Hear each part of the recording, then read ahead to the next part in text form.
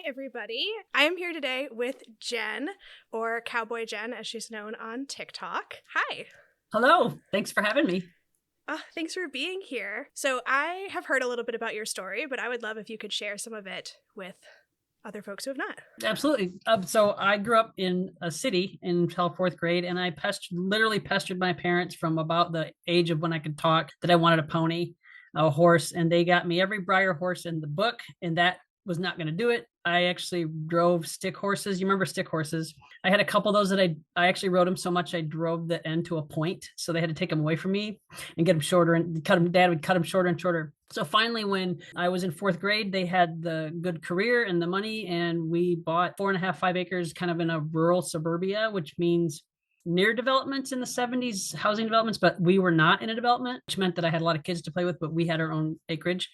And immediately, at the time, my sister had a horse named Bo, and she was moving from her home to Colorado and didn't think he would make the trip.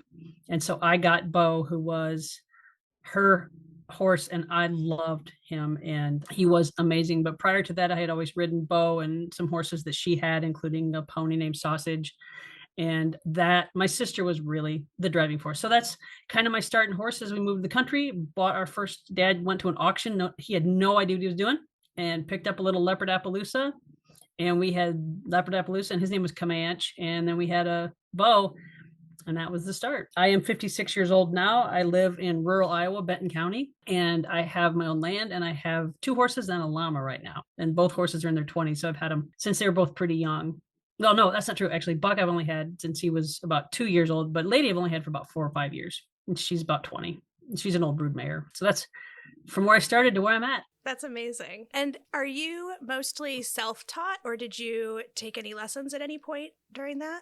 I actually so when we first moved to the country, Dad wanted me to take lessons at there's a school called Kirkwood. It's a community college, and they actually had a horse program. They didn't at the time they had an outdoor or indoor arena, and they did teach lessons, but later they were one of the larger equestrian facilities in Eastern Iowa, but they no longer have that. They still have the facility, and they lease it, but they don't have any classes. So Dad insisted on me taking lessons, and he took them with me, and he was not, I wouldn't say he was terrified of horses, but he wasn't really easy on them. But we took the classes, and about halfway through the second one, I remember the guy saying, there's no reason for you to continue these lessons. Like, you know what you're doing. You got a good stability on the horse. You've got a good horse sense.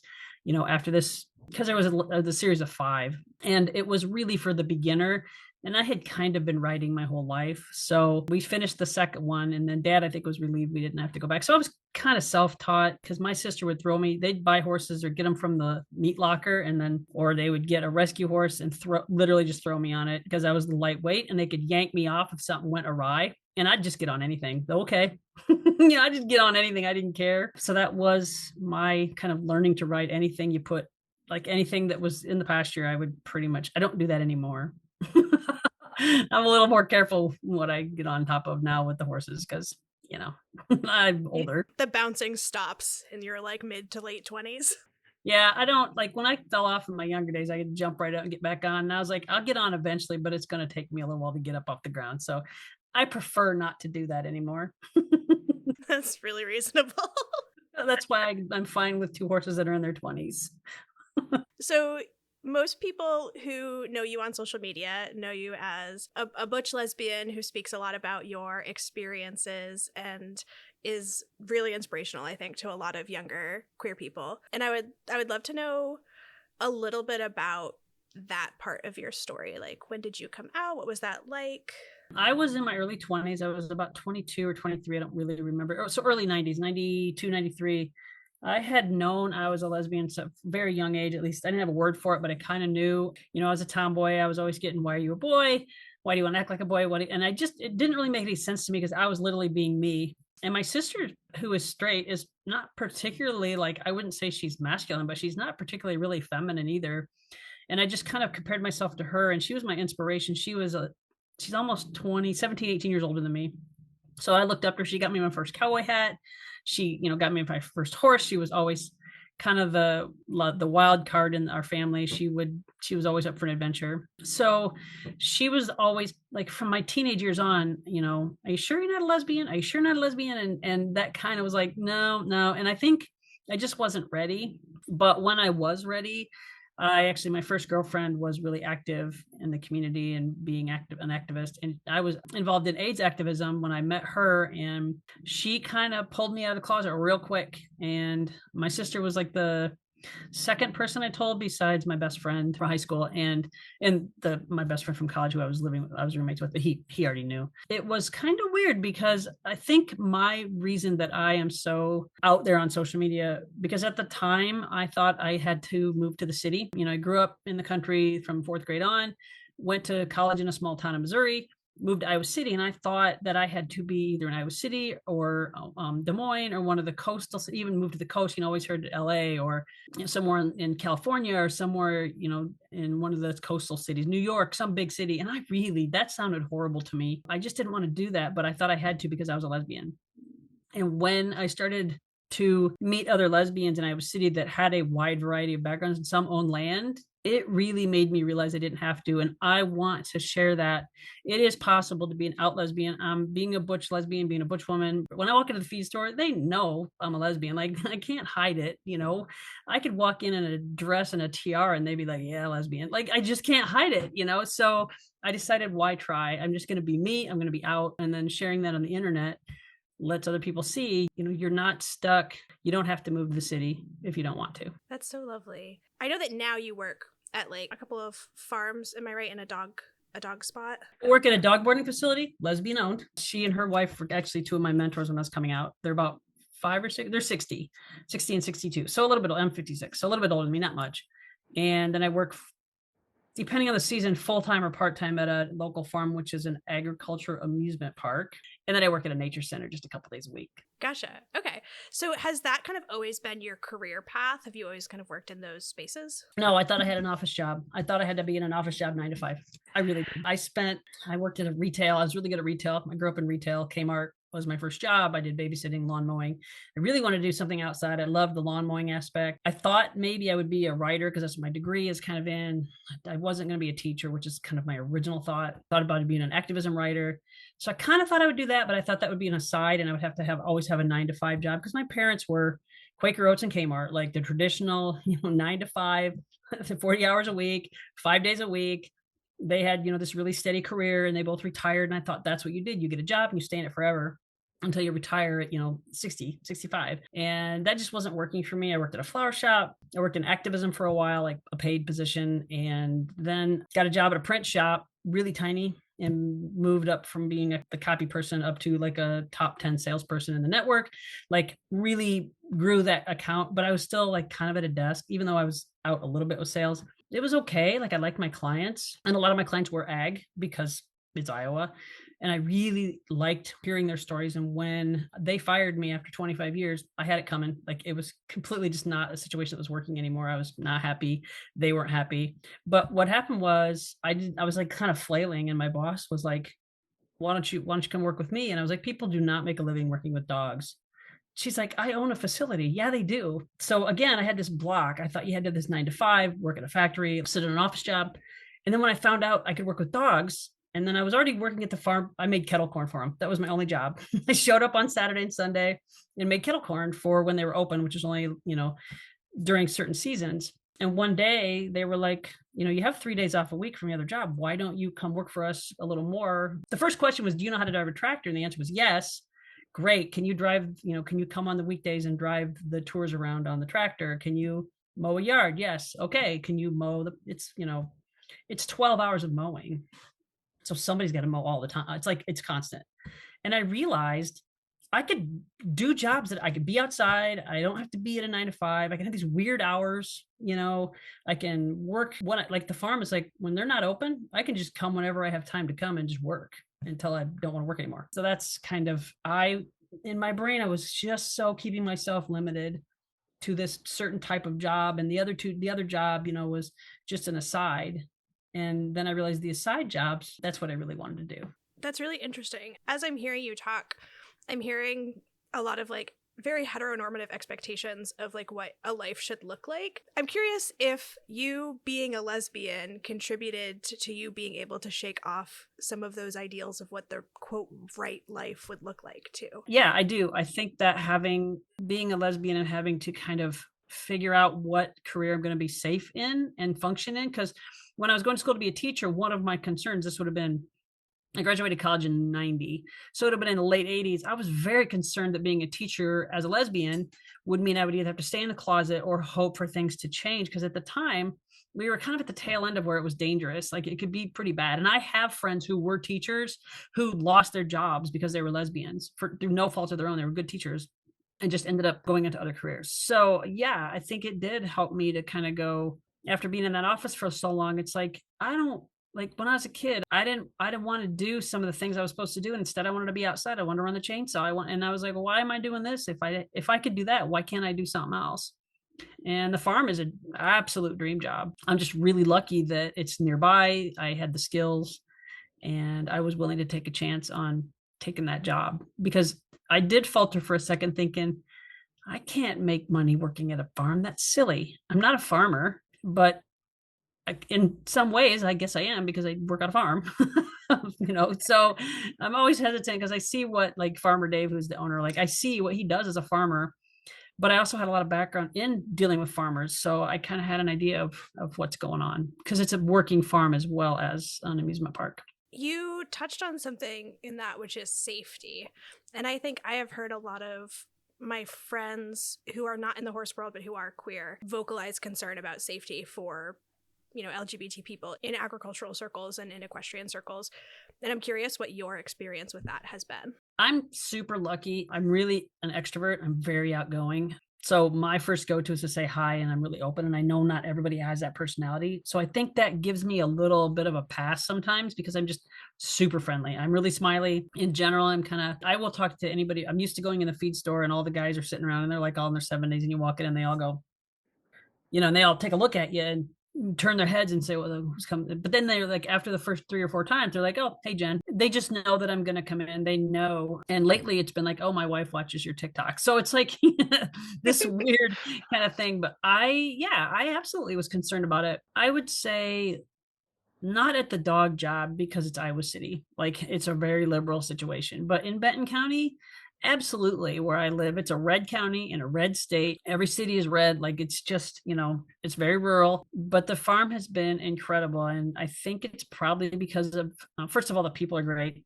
And second of all, our proximity to Cedar Rapids is about 15 to 20 minutes. So we're fairly close to a larger, I think it's the 4th largest city or something in Iowa. So that is a thing. But like when I go to Vinton, which is my county seat, it's a very small town. And I keep I keep my eyes open, but I think also I kind of blend in, because around here, when it's 40 degrees below zero or 10 below, when it's 10 below zero, people kind of all dress the same. But again, I will say hi to anybody, I'll talk, and I'm kind of disarming, if that makes any sense, which I know not everybody has it. I have friends that are just naturally kind of like not friendly, or they just don't, they have very awkward, they don't feel comfortable talking to strangers.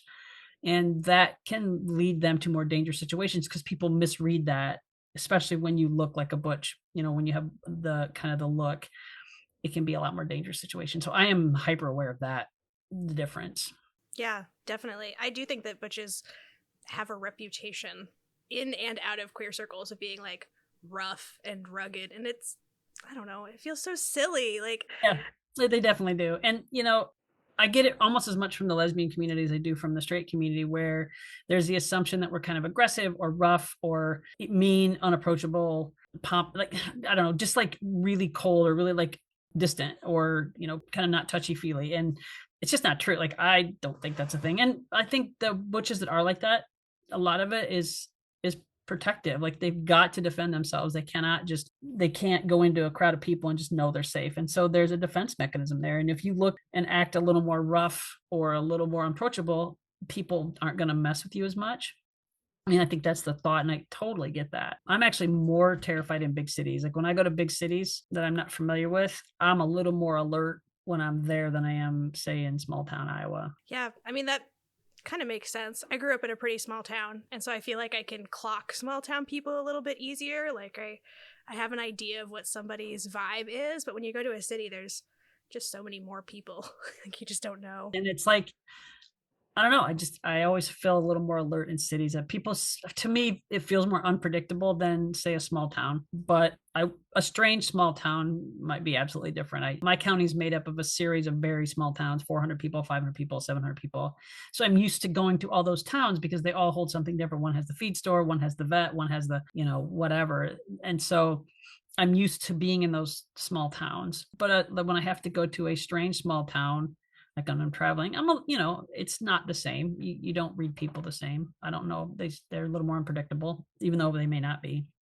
But it's definitely something that I'm alert of. I rarely go into a strange place where I'm not, just kind of trying to read the room a little bit and keep an eye on things. Because I know I'm not going to hide. Like I can't hide. Like it's really, really difficult for me to, unless it's wintertime, like, and we just, we can blend in because we're wearing 14 layers and a hat and a scarf. But yeah, in normal, like I can't blend, like it's really impossible for me to not be a lesbian. Like it's just a really not a thing. And I'm not interested in hiding it at all. Like I'm not anymore. When I was younger, maybe, but now I'm just not. So if people don't like it, then we'll have to deal with that situation as it comes. Yeah, and you do come across as somebody who has a lot of confidence, and you mentioned that you were involved in like activism and stuff like that. I would love to hear a little bit more about that and what your experience was being involved in those circles. When I came out, before that, I was going to school to be a journalism major. I was thinking about getting my master's in journalism. And one of the things that I did for some of my projects was go visit the hospital that was men dying of AIDS, usually straight men that were drug users or had gotten through more rarely a blood transfusion. And I started to instead of just taping their stories, I started to volunteer to go visit them. None of them made it more than 6 months. Like I never had someone that I volunteered with lasted more than 6 months. I think I did that for 2 or 3 years. So right out of college and then after I came out. So I was doing like AIDS and HIV activism, working with ACT UP. We would do die-ins. We would, bomb our congressmen with information and try to get them to pass funding. And with an organization called, I think it was Rapids AIDS Project. No, that was Cedar Rapids. It was just an AIDS, it's not around anymore, I don't think. But I had lost friends to it. And then right as soon as I met my first girlfriend, like our first thing we ever did together within a couple weeks, we planned to go to Stonewall 2025.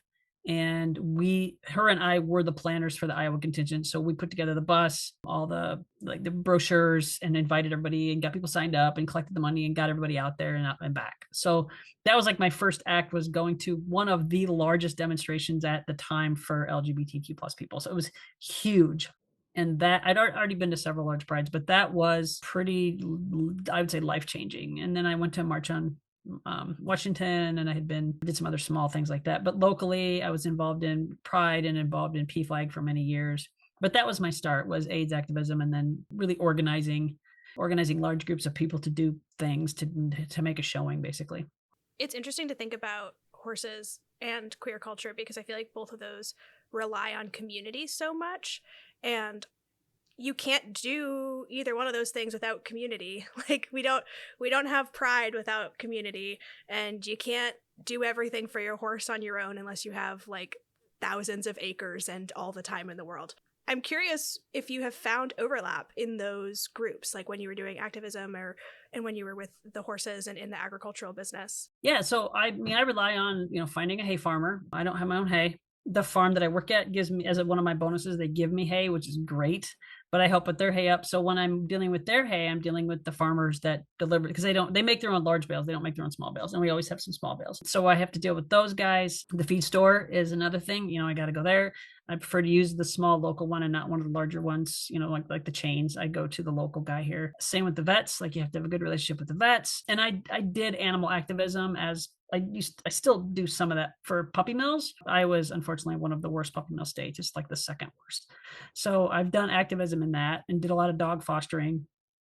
And there was definitely a crossover. That led to me fostering horses and doing some light training with horses out of foster care to like assess them. So yeah, there was definitely crossover in kind of that activism. And then kind of there's a group here volunteered for them, but I have done some marketing for them, and they do therapy, and one of their focuses on LGBT kids that are like 15, 16, 17. I think you have to be 15, but they do horseback riding therapy.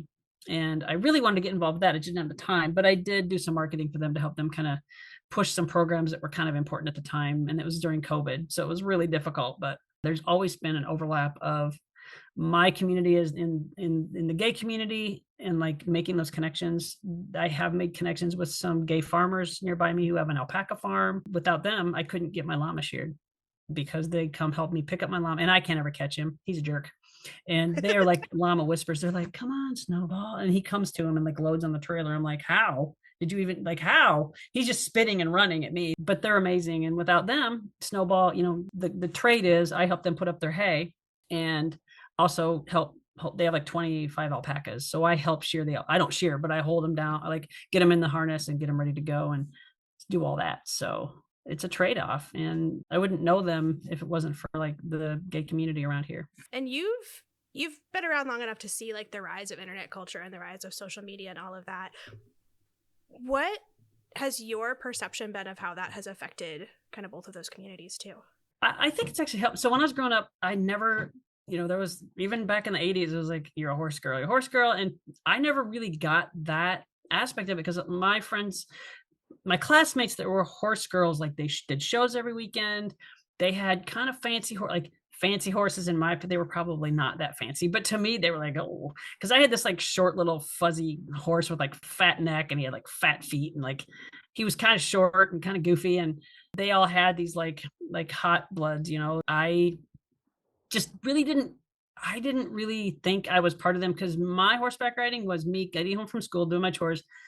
Neighbor kid and me would jump on my horses and we would go and like ride in the creek and play, and we'd play Cowboyjen, all that stuff, and we would just go do our thing for the day and then come home before dark, put the horses away, and that was it, do our homework. And I saw these friends of mine that were showing. They were either rodeo. There's a lot of local rodeos in the 80s that was huge. Like there was local rodeos that like everybody that had like a arena or even a dusty like fenced in pasture, they would do like a rodeo on the weekends, and you could pay your $25 and you could do barrel racing. And so that was kind of a different horse girl. You had like the fancy horse girls that did like the English, and they did the show and they did the jumping and all that kind of stuff. And then you had like the rodeo group, which was like really rough and tumble. Like they're drinking a lot and they're getting drunk and they're riding their horses and they're doing all this and they're going on trail rides. And then there was Kendra and my best friend and I on my two horses, just like doing our thing by ourselves. Right. So I didn't really I had a real disconnect. But as I got older and got on the internet, I realized that I actually have a lot in common with both of those people, and I could fit in either way. We used to kind of go to the local like little rodeo once a year. We had to ride. We didn't have a trailer, so we had to ride there and spend the night. And we were like the only kids that were like sleeping on the ground. We didn't have a tent, and we would just sleep on the ground where our horses were in their little pen. And like, and everybody else had their campers and their trailers and their tents, and we're just like, nah, we're fine in the dirt. Like we're fine. So, or mom and dad would come pick us up and bring us home and take us back. It just depended on the schedules. But the internet helped me, and like specifically, I would say TikTok, but helped me see that I have a crossover with all that. And there were other, like the first time I saw that there was a gay rodeo, I was like, what? And that was super cool. And that was my best friend in college dated a gay rodeo guy that was like big in the rodeo, like professional rodeo. And he was not messing around. He had like cutting horses and some barrel horses that were incredible. And I was like, wow, like that's pretty cool. But I think seeing other like horse girls on the internet, and whenever there's those stereotypical horse girl jokes, like horse girls are crazy, I'm like, yeah, that was definitely us. Like we definitely did stupid stuff with our horses. So it was like, it really helped me to see again, I'm proved again by the world that I am just like other girls, which was really hard for me growing up. I didn't think I was. I was like, I couldn't relate to what they're talking. I wasn't boy crazy, all this stuff. And I'm like, I'm not like other girls. I'm not like other girls. And that translated to a lot of people going, well, maybe you should have been a boy, or why do you act like a boy? Maybe you should try to be more like a girl. And that was like a real conundrum for me. And then when I realized that, in fact, the horse girls were not that different for me. Yes, they had a different way to go about it. They had more money. They had more time, whatever. Once again, circling around to, oh, I am like the other girls. It was kind of cool, like as an adult, right? Yeah, absolutely. I joke that I'm in my pink loving era because my like 9-year-old self insisted I was not like other girls, and now I'm like, no, I am like other girls. Right. Just like other girls, kind of. Pink is cool. I like Barbie.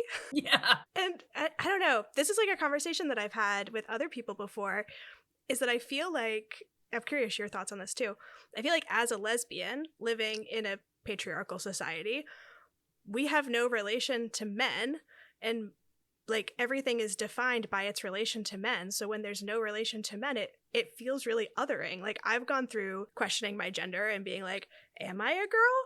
That's weird. And like coming to the conclusion that like, no, yeah, actually these things do feel right. It's just there's no men in the equation, so it's not fully agreed on. Yeah, and I definitely like when we used to go on some of those trail rides when we were like riding with the, it was always like drunk cowboy guys, and I'm like, I don't want to be that. And then like the girls, like they were like all about getting the cowboys' attention.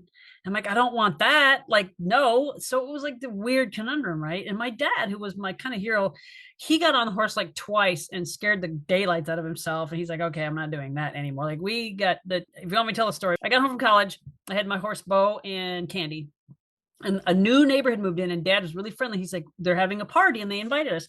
We should, they have horses. We should ride the horses over. And I was like, you ride the horse, Dad? Like, we can just drive over. Like, no, because we're going to have a few beers. I'm like, it's like a mile. We can walk. I can drive. He's like, no, we'll ride the horses over. So he gets on Candy or whatever. And we ride over there, and they had a kegger. And like, I'm in college, so I'm like drinking beer and I'm fine. And Dad, who never drank beer, drank like 2 or 3 solo cups. And it was all I could do to get him home on that horse, right? He's stumbling, he's falling off. And I get home, we pull in the driveway, and my mom is standing there, and she knows like Norm's a little tipsy. And he like falls off the side of the horse, drops the reins, and just like walks in the house mumbling. And she's like, what did you do to your father? I'm like, I didn't do anything. That idiot drank a bunch of beer. And she's like, no, he didn't. He doesn't drink beer. I'm like, okay. But that was like Dad on horse. He was just not good at it, you know? But so he was my hero, but I'm watching him. I'm like, well, that's definitely not me. But I looked up to my sister, which probably helped me the most. She was a huge inspiration for me wanting horses, getting horses. You know, we still really close. She bought me like my first cowboy hat, which I still have. My saddle was hers. Every little cowboy outfit that I wanted, she would buy it for me. And my mom was just like, no. And, you know, little vests and little everything. She bought all that for me. But even with that, like I really was struggling to see someone that looked like me. And it wasn't her.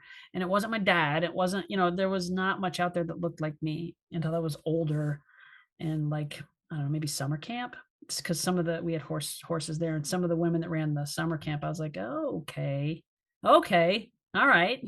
You know, so that's a long way of saying it. I really was looking for me out there and, you know, other women that were like me. And I kept coming to the conclusion that I wasn't like other women because people were telling me I wasn't acting right or doing it right. You know, why don't you want to show? Why don't you want to, you know, be in the rodeo? And it was neither of those things were something I really wanted to do. I think my dad loved it. My dad would have bought a trailer in a heartbeat, but mom was like, no.